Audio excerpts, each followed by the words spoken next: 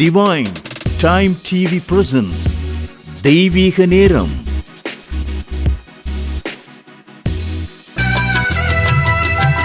சுமை தாங்கி இயேசு சுமக்கின்ற போது சுமைகளை நீ சுமந்திட வேண்டும்.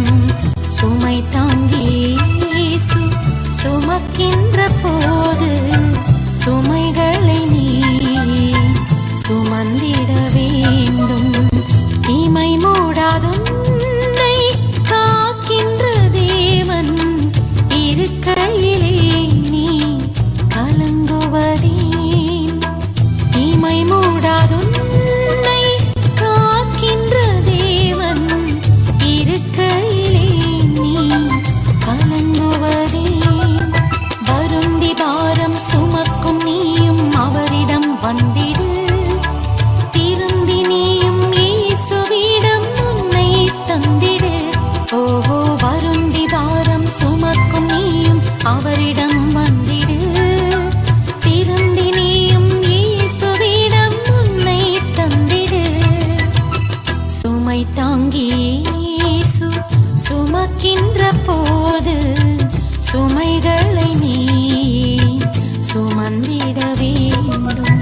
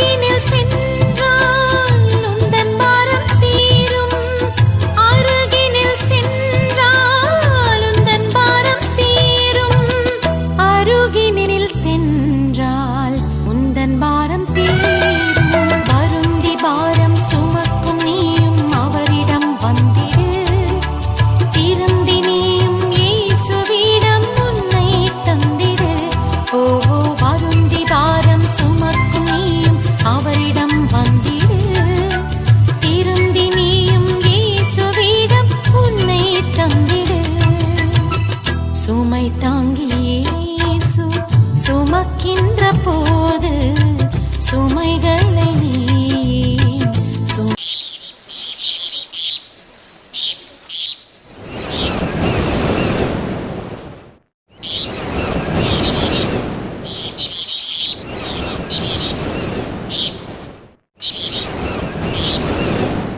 கிறிஸ்துக்குள் அன்பின் தேவனுடைய பிள்ளைகளாகிய உங்கள் அனைவரையும் அருள்நாதர் இயேசு கிறிஸ்துவின் இனிய நாமத்தினாலே இந்த தொலைக்காட்சியின் மூலமாய் இன்றைக்கு நான் சந்திப்பதில் மிகுந்த மகிழ்ச்சி அடைகிறேன். இந்த செய்தி உங்களுக்கு மிகுந்த ஆசீர்வாதத்தை கொண்டு வரும் என்பதிலே சந்தேகமில்லை. கர்த்தருடைய வார்த்தையை கேட்டு உங்களுடைய ஆவிக்குரிய வாழ்க்கையிலே நீங்கள் பலனடைய வேண்டுமென்று நான் வேண்டிக் கொள்கிறேன்.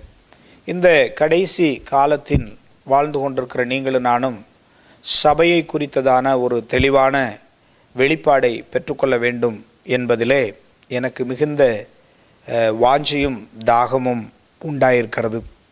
ஆகவே ஒவ்வொரு கர்த்தருடைய பிள்ளைகளும் தேவனுடைய சபை என்பதை நீங்கள் மறந்து போகக்கூடாது. இந்த நாட்களிலே ஆண்டவராகிய கர்த்தர் சபையை குறித்து என்ன சொல்லுகிறார், சபை என்றால் என்ன, சபை என்பது யாருடையது, அதை கர்த்தர் எப்படி கட்டுகிறார், அந்த சபையிலே உங்களுடைய என்னுடைய பங்கு என்ன, நாம் தெளிவாக கற்றுக்கொள்ள கடமைப்பட்டிருக்கிறோம். சபையின் உங்களுடைய பங்கு என்ன என்பதை நாம் தெரியாத பட்சத்தில் சபையிலே நாம் என்ன செய்கிறோம் என்று கூட அநேகருக்கு தெரியாமல் காலங்களை ஏனோ தானோ என்று அவர்கள் கழித்து கொண்டிருக்கிறதை காணப்படுகிறது. எந்த நாளிலும் கூட உங்களோடு கூட இந்த கடைசி காலத்திலே பகிர்ந்து கொள்ளுகிற தேவனுடைய செய்தி என்னவென்றால், கொலோசையருக்கு எழுதின இந்த நிருபத்தில் கர்த்தராகிய கிறிஸ்துவானவர் கடைசி காலத்தின் பரிசுத்தவான்களுக்கு சொல்லுகிற புத்திமதிகளை குறித்து நான் பேச விரும்புகிறேன். கொலோசையர் 1ஆம் அதிகாரத்தில் அங்கே 1வது வசனத்தை நாம் வாசித்து பார்க்கும் பொழுது, தேவனுடைய சித்தத்தினாலே இயேசு கிறிஸ்துவின் அப்போஸ்தலனாகிய பவுலும் சகோதரனாகிய தீமோத்தேயுவும் கொலோசை பட்டணத்தில் கிறிஸ்துவுக்குள் பரிசுத்தவான்களும் விசுவாசிகளுமாய் இருக்கிற சகோதரர்களுக்கு எழுதுகிறதாவது என்று இந்த நிருபத்தை ஆரம்பிக்கிறார். கொலோசையர் என்று சொல்லக்கூடிய இந்த புத்தகம், இந்த திருச்சபை முதலாவது யாரால் நிரப்பப்பட்டிருக்கிறது என்று பார்ப்போமானால், இந்த கொலோசைய திருச்சபை ஒரு ரட்சிக்கப்படாத மனுஷனுக்குரிய சபை அல்ல. இது ஒரு பிரஜாதிகளுடைய சபையும் அல்ல. இந்த திருச்சபையிலே யாரெல்லாம் அங்கத்தினர்களாக இருக்கிறார்கள் என்று பார்க்கக்கூடுமானால், பரிசுத்தவான்களும் விசுவாசிகளுமாய் இருக்கிற சகோதரர்களுக்கு. எனக்கு அன்பான தேவனுடைய பிள்ளைகளே, இன்றைய காலகட்டங்களிலே ஒவ்வொரு சபையிலும் 2 விதமான கூட்டங்கள் இருக்கும் என்பதை நீங்கள் நன்றாய் அறிந்து கொள்ள வேண்டும். ஏனென்று சொன்னால், இந்த கொலோசைய திருச்சபையிலே, கடைசி காலத்தின் திருச்சபையிலே 2 விதமான கூட்டங்கள் இருந்ததாக அப்போஸ்தலர் பவுல் தன் நிருபத்தை எழுதும் பொழுதே உச்சரித்து அதை சுட்டிக்காட்ட விரும்புகிறார். ஒரு கூட்டம் பரிசுத்தவான்களின் கூட்டம், இன்னொரு கூட்டம் விசுவாசத்தில் இருக்கிற கூட்டம். அப்படியானால் பரிசுத்தவான்களும் விசுவாசிகளுமாய் இருக்கிற இந்த 2 கூட்டத்தை கொண்ட இந்த திருச்சபைக்கு தேவன் சிலவிதமான உபதேசங்களை கற்றுக் கொடுக்கிறதை நீங்கள் இங்கே நன்றாக கற்றுக்கொள்ள நான் விரும்புகிறேன். ஒவ்வொரு சபையிலும் 2 விதமான கூட்டம் இருக்கும். ஒன்று விசுவாசிக்கிற கூட்டம், இன்னும் ஒரு கூட்டம் பரிசுத்தவான்களின் கூட்டம். இதை எப்படி பாஸ்டர் கண்டுபிடிக்கிறது? எங்களால் இதை கண்டுபிடிக்கிறதுக்கு தெரியாதே என்று சொன்னால், இது ஒரு உதாரணத்துக்கு நான் சொல்கிறேன். இந்த 2 கூட்டத்தை நீங்கள் கண்டுபிடிக்கிறதுக்கு ரொம்ப பெரிய காரியத்தை செய்ய வேண்டாம். ஒரு மாதத்தின் முதல் திருவிருந்து ஆராதனையிலே கடைசியாக போதகர் பிரசங்கம் பண்ணி பாட்டு பாடி எல்லாம் முடித்ததற்கு பின்பு, இப்பொழுது கர்த்தருடைய பந்தியிலே திருவிருந்திலே கலந்து கொள்ள வேண்டும் என்று சொல்லி அவர் உச்சரிப்பார். அப்படி சொல்லும் பொழுது ஒரு கூட்டம் எழுந்திருந்து வரும், ஒரு கூட்டம் வராமல் உட்கார்ந்திருப்பார்கள். இந்த 2 கூட்டத்தில் திருவிருந்துக்கு வந்து உட்கார்ந்திருக்கிற கூட்டத்தை பார்க்கும் பொழுது அவர் சொல்லுவார், கர்த்தருடைய பந்தியிலே பரிசுத்தவான்களுடைய பந்தியிலே கலந்து கொள்ளுகிற கூட்டம் முன்பாக வந்து மொழிங்கால் போடும் பொழுது, அந்த திருவிருந்தில் கலந்து கொள்ளுகிறவர்கள் எல்லாரும் பரிசுத்தவான்களின் பந்தியில் கலந்து கொள்ளுகிறவர்கள், திருவிருந்திலே கலந்து கொள்ளாதவர்கள் எல்லாரும் விசுவாசிகள். ஆகவே ஒரு சபையிலே இந்த 2 கூட்டம் இருக்கிறதை நீங்களும் நானும் கண்டுகொள்ள முடியும்.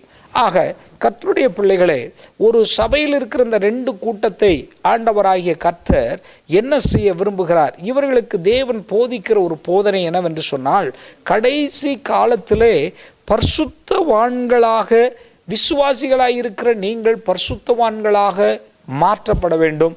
சபையிலே விசுவாசிகளின் கூட்டத்துக்குள்ளாகவே இருந்து கொண்டிருக்காமல் பரிசுத்தவான்களுடைய நிலைமைக்கு நீங்கள் மாற்றப்பட்டு கடந்து வர வேண்டும் என்று விரும்புகிறார். அப்படியானால் விசுவாசிகள் யார், பரிசுத்தவான்கள் யார் என்று சொல்லும் பொழுது, இந்த சபையை, பரிசுத்தவான்களின் சபையை முதலாவது கர்த்தர் சாதாரணமாக வைக்கவில்லை. பரிசுத்தவான்களை சகலவற்றிலும் ஆசீர்வதித்திருக்கிறார். எப்பொழுது நீங்கள் பரிசுத்தவான்களாய் மாற்றப்படுகிறீர்களோ அப்பொழுதே உங்களை சகலவிதமான ஆசீர்வாதங்களாலும் அவர் ஆசீர்வதித்திருக்கிறார். ஏனென்றால் கொலோசைய திருச்சபையை குறித்து பார்க்கும் பொழுது இயேசு கிறிஸ்து சபையை நன்றாகவே ஆசீர்வதித்திருந்தார். கொலோசையர் 2ஆம் அதிகாரத்திலே 10வது வசனத்தை இங்கே வாசிக்கும் போது, மேலும் சகல துரைத்தனங்களுக்கும் அதிகாரத்துக்கும் தலைவராயிருக்கிற இவருக்குள் அல்லது அவருக்குள் நீங்கள் பரிபூர்ணமுள்ளவர்களாயிருக்கிறீர்கள் என்று சொல்கிறார். அப்படியானால் இந்த விசுவாசிகளும் பரிசுத்தவான்களும் அடங்கியிருக்கிற இந்த கொலோசிய சபை எல்லா விதத்திலும் ஆசீர்வதிக்கப்பட்டிருக்கிறது. இது ஒரு பரிபூரணமான சபை. இந்த சபையை கர்த்தர் எந்த விதத்திலும் ஆசீர்வாத குறைவாக நடத்தினதாக நாம் காணவில்லை. ஆகவே இயேசு கிறிஸ்துவை ஏற்றுக்கொண்டு விசுவாசியாய் மாற்றப்பட்ட நாளிலிருந்து பரிசுத்தவான்களாய் மாற்றப்பட்டது வரைக்கும் கர்த்தர் உன்னை எல்லாவற்றிலும் பரிபூர்ணமாய் ஆசீர்வதித்திருக்கிறார் என்று வேதம் தெளிவாய் சொல்கிறது. பரிபூர்ணமாய் என்று சொன்னால் இம்மைக்குரிய ஆசீர்வாதமும் மறுமைக்குரிய ஆசீர்வாதமும் இந்த பரிசுத்தவான்களுக்கும் விசுவாசிகளுக்கும் கர்த்தர் கொடுத்திருக்கிறார். அப்போது பரிபூர்ண சில விசுவாசிகள் சொல்லுகிறார்கள், பாஸ்டர் 10 வருஷமாக கோயிலுக்கு வந்துட்டு இருக்கிறேன், இன்னும் என் கடன் பிரச்சனை தீரலை, 15 வருஷமாக ஆண்டவரை தேடிட்டுருக்கேன், இன்னும் எனக்கு வியாதி போகலை, என்னுடைய கேன்சர் மாறலை, என்னுடைய வயிற்று வலி தீரலைன்னு சொல்லி சில நேரங்களில் நம்ம குழம்பி அழுவது உண்டு. வேதத்தில் வாசிக்கிறோம், கர்த்தர் உங்களை எல்லா விதத்திலும் பரிபூர்ணமாய் ஆசீர்வதித்திருக்கிறார் என்று சொன்னால் அதில் நிச்சயமாக உண்மையாக இருக்கும். இந்த கொலோசியர் 1ஆம் அதிகாரத்தில் நீங்கள் வாசிப்பீர்களானால் 2 விதத்திலும் கர்த்தர் அவனை ஆசீர்வதித்திருக்கிறார்.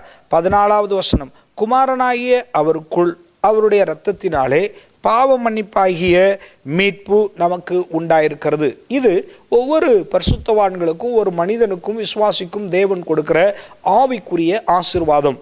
உலகத்திலே ஒரு மனிதனுடைய பாவத்தை ஒருவராலும் மன்னிக்க முடியாது. பாவ மன்னிப்பின் மீட்பை இந்த உலகத்தில் யாரும் விலை கொடுத்து வாங்க முடியாது. ஆகவே அவருடைய இரத்தத்தினாலே விலைமதிக்க முடியாத பாவ மன்னிப்பின் நிச்சயத்தையும் நாம் பெற்றிருக்கிறோம். இப்பொழுது பாவியாய் இருக்கிற நாம் பரிசுத்தவான்களாய் விசுவாசிகளாய் மாற்றப்பட்டிருக்கிறோம். அதோடு கூட அவர் 16வது வசனத்தில் சொல்கிறார், ஏனெனில் அவருக்குள் சகலமும் கிறிஸ்டிக்கப்பட்டது, பரலோகத்தில் உள்ளவைகளும் பூலோகத்தில் உள்ளவைகளுமாகிய காணப்படுகிறவைகளும் காணப்படாதவைகளும் ஆகிய சகல வஸ்துக்களும் சிங்காசனங்களானாலும் கர்த்தத்துவங்களானாலும் துரைத்தனங்களானாலும் அதிகாரங்களானாலும் சகலமும் அவரை கொண்டும் அவருக்கென்றும் சிருஷ்டிக்கப்பட்டது. இப்படிப்பட்ட கிறிஸ்துவுக்குள் தான் நீங்கள் ஆசீர்வதிக்கப்பட்டிருக்கிறீர்கள். அதைத்தான் 2:10 சொல்லுகிறது, சகல துரைத்தனத்துக்கும் அதிகாரத்திற்கும் தலைவராயிருக்கிற அவருக்குள், அவருடைய சொத்துக்குள், அவருடைய ஆவிக்குரிய சொத்துக்குள், அவருடைய மாமிசத்துக்குரிய உலகத்திற்குரிய சொத்துக்குள் நீங்களும் நானும் ஆசீர்வதிக்கப்பட்டிருக்கிறோம். இன்னும் ஒரு வசனத்தில், அவருடைய கிருபையை நீங்கள் விருதாவாய் நினைக்காதீர்கள், எல்லாவற்றையும் அவர் ஐஸ்வர்யம் உள்ளவனாய் இருந்தும் அவர் மகா மேன்மையுடையவராய் இருந்தும் அவை எல்லாவற்றையும் நாம் தரித்திரராய் இருந்து நாம் ஐஸ்வர்யமான்களாய் மாற்றப்படும்படிக்கு அவர் தரித்திரராக தன்னை மாற்றிக்கொண்டார் என்று வாசிக்கிறோம். ஆகவே நம்மை அவர் ஐஸ்வர்யவான்கள் ஆக்கும்படிக்கு, நம்மை அவர் ஆவிக்குரிய வழிகளில் ஆவிக்குரிய ஆசீர்வாதத்தை பெறும்படிக்கு கர்த்தராகிய தேவன் தம்முடைய ஆசீர்வாதங்கள் எல்லாம் நமக்கு கொடுத்திருக்கிறார். இப்படிப்பட்ட பரிபூர்ணமான இந்த பிள்ளைகளுக்கு அப்போஸ்தலர் பவுல் என்ன காரியத்தை உபதேசிக்க விரும்பினார் தெரியுமா? அந்த கர்த்தர் இந்த பரிசுத்தவான்களுக்கு சில காரியங்களிலே இருக்கிற குறைபாடுகளை நிறைவாக்க தேவன் விரும்பினார். அதில் தான் 1ஆம் அதிகாரம் 10வது வசனம் சொல்லும்போது, சகலவித நற்கிரியைகளுமாகிய கனிகளை தந்து தேவனை அறிகிற அறிவில் விருத்தியடைந்து கர்த்தருக்கு பிரியமுண்டாக அவருக்கு பாத்திரராய் நீங்கள் நடந்து கொள்ளுங்கள் என்று தான் புத்தி சொன்னார். ஏனென்றால் பவுல் இந்த பரிசுத்தவான்களுக்கு நான் என்ன புத்தியை சொல்லுவேன்? ஆண்டவர் ஆவிக்குரிய ஆசீர்வாதத்தையும் கொடுத்திருக்கிறார், உலக பிரகாரமான ஆசீர்வாதத்தையும் கொடுத்திருக்கிறார். அப்படியான இவர்களுக்கு நான் புத்தி சொல்லக்கூடிய அளவிலே எந்த குறைபாடும் எனக்கு தெரியவில்லையே என்று ஜெபித்த போது பவுலுக்கு ஆண்டவர் வெளிப்படுத்தின ஒரு வெளிப்பாடு, இவர்களுக்கு நீ இந்த புத்திமதியை சொல்லு என்று சொன்னார். சகலவித நற்கிரியைகளுமாகிய கனிகளை தந்து தேவனை அறிகிற அறிவில் விருத்தியடைந்து கர்த்தருக்கு பிரியமுண்டாக அவருக்கு பாத்திரராய் நடந்து கொள்ளுங்கள் என்று சொன்னார். அப்படியானால் கர்த்தரை அறிகிற அறிவிலே நாளுக்கு நாள் நீங்கள் இன்னும் என்ன செய்ய வேண்டும்? வளர வேண்டும் என்று விரும்புகிறார், விருத்தியடைய வேண்டும் என்று விரும்புகிறார். என அன்பான தேவனுடைய பிள்ளைகளே, இன்றைக்கு ஆண்டவரை அறிகிற அறிவு அநேகருக்கு போதுமானதாக இருக்கிறது.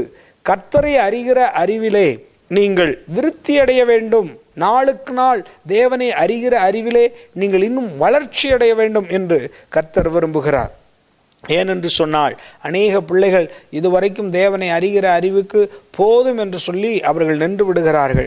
ஆனால் ஆண்டவர் உங்களை ஆண்டவரை அறிகிற அறிவில் விருத்தியடைந்து நாளுக்கு நாள் அவருடைய சத்தியத்தில் வளர்ச்சி அடைய வேண்டும் என்று விரும்புகிறார். 2வது காரியமாக அந்த வசனத்தில் நீங்கள் வாசிக்கும் பொழுது, கர்த்தருக்கு பிரியமுண்டாக அவருக்கு பாத்திரராய் நடந்து கொள்ளுங்கள், கனிகளை கொடுத்து, கனிகளை கொடுத்து. இன்றைக்கு கிறிஸ்தவர்களாய் இருக்கிற நீங்களும் நானும் கனி கொடுக்கிறவர்களாய் காணப்பட வேண்டும். யாக்கோபு 3:10-18 வரைக்கும் நீங்கள் வாசிக்கும் பொழுது அங்கே அவர் சொல்லுகிறார், நாம் கனி கொடுக்கிறவர்களாக இருக்க வேண்டும் என்று சொல்லி. ஆகவே கனி கொடுக்கிற அனுபவம். ஏனென்றால் கர்த்தருடைய பிள்ளைகளை எத்தனையோ பேர் இன்றைக்கு கிறிஸ்துவுக்குள் வாழ்கிறார்கள், ஆனால் அவர்கள் கனி கொடுக்கிறவர்களாய் இருப்பது இல்லை. யாக்கோபின் புஸ்தகம் அங்கே 3ஆம் அதிகாரம் 10வது வசனத்தை வாசிக்கும் பொழுது, துதித்தலும் சபித்தலும் ஒரே வாயிலிருந்து புறப்படுகிறது. என் சகோதரரே, இப்படி இருக்கலாகாது. ஒரே ஊற்றுக்கடன் தித்திப்பும் கசப்புமான தண்ணீர் சுரக்குமோ? என் சகோதரரே, அத்திமரம் ஒலிவ பழங்களையும் திராட்சை செடி அத்திப்பழங்களையும் கொடுக்குமா? அப்படியே உரப்பான நீரூற்று தித்திப்பான ஜலத்தை கொடுக்க மாட்டாதே. உங்களில் ஞானியும் விவேகமாய் இருக்கிறவன் எவனோ அவன் ஞானத்திற்குரிய சாந்தத்தோடே தன் கிரியைகளை நல்ல நடக்கினாலே காண்பிக்க வேண்டும் என்று சொல்லுகிறார். ஆகவே கர்த்தருடைய பிள்ளைகளை, நீங்கள் நான் இந்த அதிகாரம் முழுவதும் 18வது வசனம் வரைக்கும் நல்ல ஆலோசனைகளை கர்த்தர் கொடுத்திருக்கிறார். நாம் கனி கொடுக்கிறவர்களாக நாம் காணப்பட வேண்டும் என்று நாம் பார்க்கிறோம். நம்மிலும் கனியற்றவர்களாய் போகாதபடிக்கு நாம் எப்போதும் கனி கொடுக்கிறவர்களாய் காணப்பட வேண்டும் என்று கர்த்தர் சொல்கிறார். 2வது காரியம், இந்த பரிசுத்தவான்களுக்கு அவர் சொன்ன புத்திமதி என்னவென்றால், நீங்கள் 22வது வசனம், உண்டாகும் நம்பிக்கையை விட்டு அசையாமலும் ஸ்திரமாயும் உறுதியாயும் விசுவாசத்தில் நிலைத்திருப்பீர்களானால் அப்படியாகும். இன்றைக்கு எத்தனையோ பேர் விசுவாசத்தில் நிலைத்திருக்கிறது கிடையாது.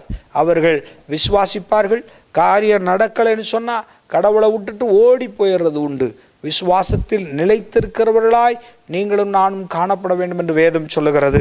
அப்படி விசுவாசத்தில் நிலைத்து உறுதியாய் அசையாமல் இருக்கணுமா?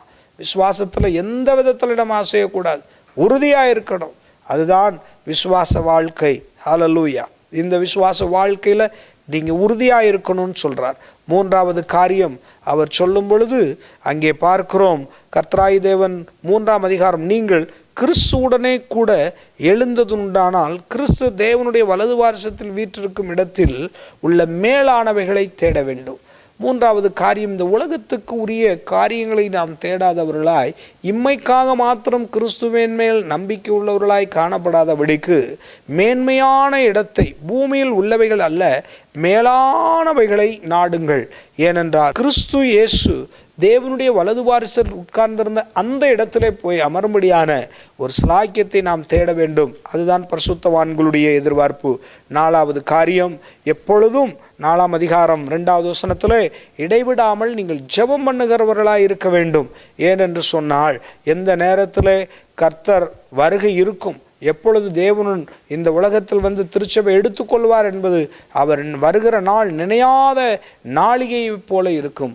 ஆகவே நீங்களும் நானும் விழித்திருக்கிறவர்களாய் இருக்க வேண்டும் என்று சொல்லுகிறார். ஆகவே விசுவாசிகளாய் இருக்கிற நீங்கள் பரிசுத்தவான்களுடைய கேட்டகரிக்கு மாற்றப்பட வேண்டும். விசுவாசிக்கும் பரிசுத்தவான்களுக்கும் என்ன வித்தியாசம் என்றால், விசுவாசி எப்பொழுதுமே ஆண்டவரே நீர் தாரும் தாரும் என்று கேட்டுக்கொண்டே இருப்பான். பரிசுத்தவான் ஆண்டவரே நீ கொடுத்ததற்காக ஸ்தோத்திரம் என்று நன்றி சொல்லுகிறவனாய் இருப்பான். இந்த 2 அனுபவத்தை நீங்கள் வைத்து விசுவாசிகளாய் இருக்கிற நீங்கள் பரிசுத்தவான்களாய் மாறும்படிக்கு உங்களை கர்த்தருக்கு அர்ப்பணம் செய்து எல்லா நிலைகளிலும் எல்லா விதத்திலும் நீங்கள் கனி கொடுக்கிறவர்களாயிருந்து, விசுவாசத்தை காத்து கொள்ளுகிறவர்களாயிருந்து, ஸ்தோத்திரத்திலே அதிலே பெருகிறவர்களாயிருந்து, மேலான காரியங்களை நாடி கர்த்தரிடத்தில் எப்பொழுது விழிப்புள்ளவர்களாக இருக்க வேண்டும் என்று 5 விதமான உபதேசத்தை 4 விதமான உபதேசத்தை இங்கே கற்றுக் கொடுத்தார். முதலாவது, நீங்கள் தேவனை அறிகிற அறிவிலே வளர்ச்சியடைந்து விருத்தியடைங்கள். 2வது, நீங்கள் கேட்ட அந்த வளர்ச்சியடைந்த விசுவாசத்தில் உறுதியாயிருங்கள். 3வது, உறுதியாயிருக்கிற நீங்கள் ஸ்தோத்திரத்தில் பெருகுங்கள். 4வது, நீங்கள் வலது வாரிசத்திற்கு மேன்மையான இடத்திற்கு போய் செல்ல நாடுங்கள்.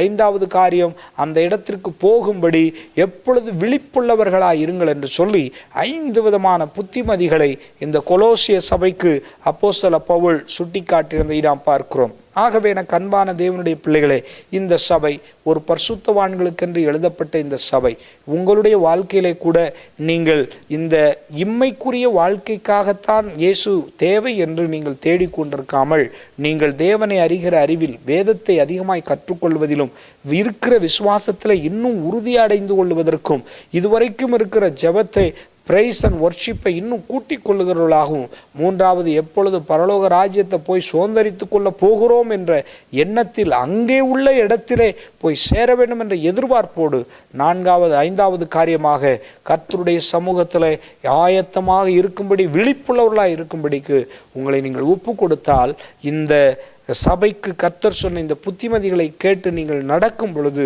பரலோக ராஜ்யத்துக்குரிய பரிசுத்தவான்களுடைய கணக்கிலே உங்களுடைய பெயர் எழுதப்படும். நீங்கள் நிச்சயமாய் பரலோக ராஜ்யத்தில் பிரவேசிக்க முடியும் என்று நான் திட்டமாய் உங்களை சொல்லிக் கொள்கிறேன். நீங்கள் அந்த ஆசீர்வாதத்தை பெறும்படிக்கு உங்களுக்காக நான் கண்களை மூடி ஜெபிக்கிறேன். இந்த செய்தி உங்களுக்கு மிகுந்த ஆசீர்வாதத்தை கொண்டு வரும் என்று நான் நம்புகிறேன்.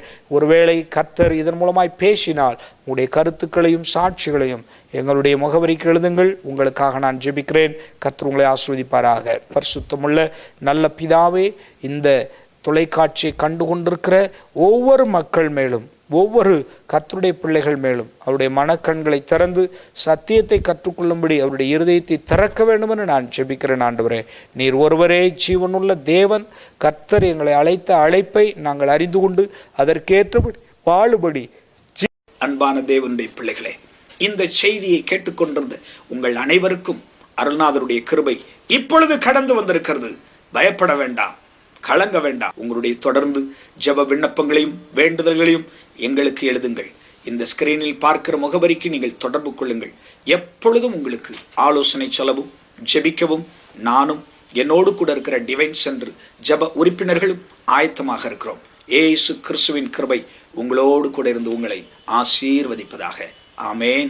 தெய்வீக நேரம் நம்பர் 10, நிவேதனா நகர் லேஅவுட், பாலக்காட் ரோடு, பொள்ளாச்சி, கோவை மாவட்டம் 642001, தமிழ்நாடு, இந்தியா. தொலைபேசி எண் 0442275229 2274. In English, Divine Time number 10, Nivedana Nagar Layout, Palakkad Road, Pollachi, Coimbatore District, number 642001, Tamil Nadu, India. Contact number 0091 4259 227529 227486. நிரம்பும் பொழுது அது உங்களுடைய அடையாளமா இந்த மக்களுக்கு காண்பிக்கப்படி இருக்கிறது. இயேசுவின் நாமத்தில் ஒவ்வொருவர் மேலும் பரிசுத்த ஆவி இறங்கட்டும், பரிசுத்த ஆவி இறங்கட்டும், வரங்கள் இறங்கட்டும், கிருபைகள் இறங்கட்டும், வல்லமைகள் கிரியை செய்யட்டும். அசுத்த ஆவிகளுக்கு கட்டளையிடுகிறேன், புறப்பட்டு போ இயேசுவின் நாமத்தில்.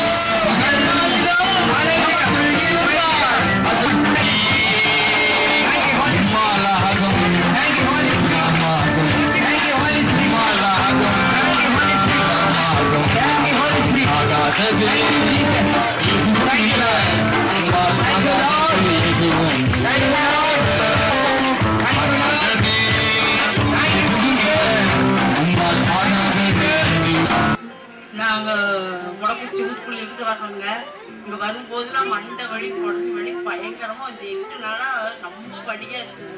இங்க காத்தாலும் ஜப ஆவி நல்லா கூப்பிட்டாரு. ஜபதான் ஆவிதான் எனக்கு வேணும்னு கேட்டேன். அது ஆண்டவர் எனக்கு கொடுத்தாரு. என் ஆண்டவர் கொடான கோடி ஸ்தோத்திரம், நன்றி. ஹல்லேலூயா. கர்த்தருக்கு ஸ்தோத்திரம். நான் 7 நாட்கள் உபவாசமா இருந்து இந்த கூட்டத்திற்கு வந்திருந்தேன். எங்களோடு தொடர்பு கொள்ள எண் 10 Nivedana Nagar layout, Palakkad road, Pollachi, Coimbatore 642001. தொலைபேசி எண் 042592275229. Cellphone 9843214457. Email dhanapal2001 power director@yahoo.co.in. Website www.krci.org.